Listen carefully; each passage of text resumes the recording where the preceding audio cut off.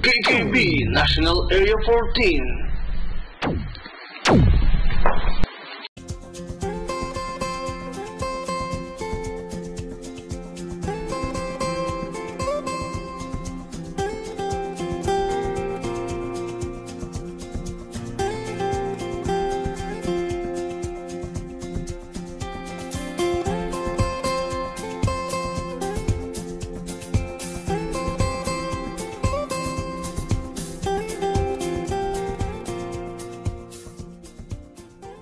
Ako nga po pala si Kevin Nico Parayan, 19 years of age, graduate. Ang natapos ko lang po is first year college. Dati ako po kasi yung tipo ng taong laging tampuhan ng tukso, lagi. Dati, since elementary po yun, lagi po akong nabubuli. Hindi na po siya verbal, pati po sa emotional, pati po sa physical po, nakakaranas din po ako ng abuse. Naranasan ko na rin po noon na umuwi po ako na mayroon po akong pasak, sugat. Minsan po pati sa ulo, mayroon po akong, minsan na po, napumutok na po yung ulo dahil sa pambubuli nila sa akin. Naranasan ko na rin po yung mas sinira nila yung bag ko, uniform ko. Halos lahat po talaga naranasan ko na rin.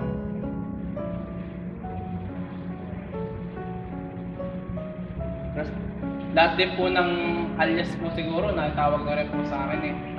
Yung pong, di po nila ako tinatawag as Kevin. Minsan, may tumatawag po sa akin, baboy, tumatawag po sa akin ng taba, ganon. Kasi, ewan ko po. Tas, ewan ko ba kung bakit ganyan sila sa akin. Wala naman akong ginagawa sa kanila. Tas, iniisip ko bakit nga kaya. Siguro nga kasi hindi ko ginagawa kung ano yung ginagawa nila. Yun yung una pong pumatok sa isip ko. Try ko kaya na gawin ko yung ginagawa nila. Dahil meron po kasing mga bagay silang ginagawa na labag po sa principles ko doon. Eh, parang ginawa ko, nakisama po ako sa ginagawa nila. Tas, doon ko po nakakita na parang okay, medyo may nagbabago naman, gumaganda yung pakikitungo nila sa akin. Pero after few months po siguro, naramdaman ko na yung ganong klaseng ginagawa ko. Parang mabait lang sila pag mayroon silang kailangan sa akin. Na parang batang huli, ginagamit na lang nila ako. Yun po. Dahil siguro po sa pride na rin, sa tigas ng ulo, wala po akong pinag-share na pamilya. Wala po kasi kung close friend talaga ng high school eh, pati po ng college. Kahit po sa family ko, di ko po sinashare na ganun nga po yung nangyayari sa akin. Pilit ko po siyang sinasarili dahil lagi ko sinasabi sa sarili ko, kaya ko to. Niloloko sa sarili ko. Dahil nga po wala po ako mapaglabasan nung nararamdaman ko emotion na yun. Naghanap po ako ng exit. Yun, nalulong po ako sa computer games, gumagastos po ako ng 100 a day dahil po sa pag-computer. Tapos, ini-spend ko po yung 12 hours ko po sa pag-computer a day. Doon ko po naranasan yung, okay, masaya ako, ganyan. Dahil pag po nandun ka sa, talagang makakamaari ka. Pero, pagka umuwi ako sa bahay, doon ko nararamdaman, ba't ganun? Hindi na masaya ako pag-uwi ko, parang may kulang pa rin. Hindi ko po malaman kung ano yung kulang na yun, kaya may sinubukan po akong bago. Yung tawag po sa akin is death metal music. Nakikinig po ako sinubukan ko po makinig nung una, yung mga medyo magagaan pa, hanggang sa mas lumalim na po, na dumating na po sa talagang satanic music na. And okay, nung sa ganyan, hanggang nasa napapat na naapektuhan na po yung pag-uugali ko na nagiging bugnote, nagiging pikon palagi. Tapos slowly, parang na-consume po ako nung music na yun, na parang siya na po yung nagulma nung pagkatao. Tapos naapektuhan na rin po yung mga kapatid ko dahil hindi ko na po sila hindi na po ako nakikipagkwento sa kwentuhan sa kanila eh. Tas nung pong third year high school po ako, doon na po pumasok yung epekto nung pakikinig ko doon. Hindi lang po sa sarili ko na nadadamay na po sila na yung pong curse ng kanta pumapasok na sa bahay namin. Na yung pong financial status namin biglang bumagsak.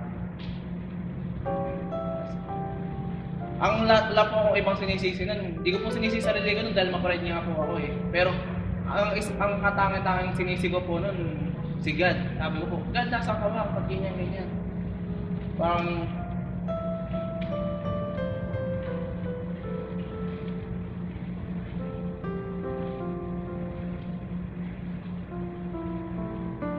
tapos, yun nga po. Bigla na lang, yung kapatid ko po is umuwi siya from school. Meron po siyang daladalang Bible. Tapos pinamigay daw po sa school nila. Noong po una, parang wala lang sa akin, ganyan. Tapos dahil nga po bumagsak na yung financial status namin, lahat ng appliances namin nabenta. Wala na po ako mapaglibangan, wala na po ako mabasa. Tinry ko siyang basahin. Noong una po, for knowledge lang na para lang, at least may alam akong konti sa Bible na to. Ganyan. Tapos di binabasa ko nga po siya. Tapos slowly, parang nahuhook po ako na gusto ko na siyang tuloy-tuloyin, laging basahin. Tapos yun nga po, doon ko na po naranasan na mabago ng Bible. Tapos eksakto naman po, meron pong isang kaklase ko po ng high school, si Emmanuel David. In-invite po niya ako sa JAL Church, parang. Tapos, nung una ko pong attend, parang okay. Tapos yun, sabi ko, sige attend ulit ako next week. Hanggang sa yun na nga po, nagtuloy-tuloy na siya na weekly uma-attend na ako. Doon ko po nalaman na si Lord pala yung makakapagpunan ng kakulangan na hinahanap ko. Na siya lang pala yung makakapunan ng needs ko na hinahanap ko ng matagal. Matagal na pala siyang nandyan, ako lang po pala yung lumalayo. Doon ko po nalaman yung pagmamahal na ginawa ni Christ na kahit napakatigas ng ulo ko, namatay siya para sa akin. Again, I am Kevin Nico Parrial. Dati pong nabubuli, dati pong wala nang patutunguhan yung buhay. But now, I accepted Christ. Nagagamit na po niya ako sa mission field. And all glory be to Him. I was broken to be made whole. Salamat po sa Lord. They tell you it's not worth the price, so just let it go. But you know you can't.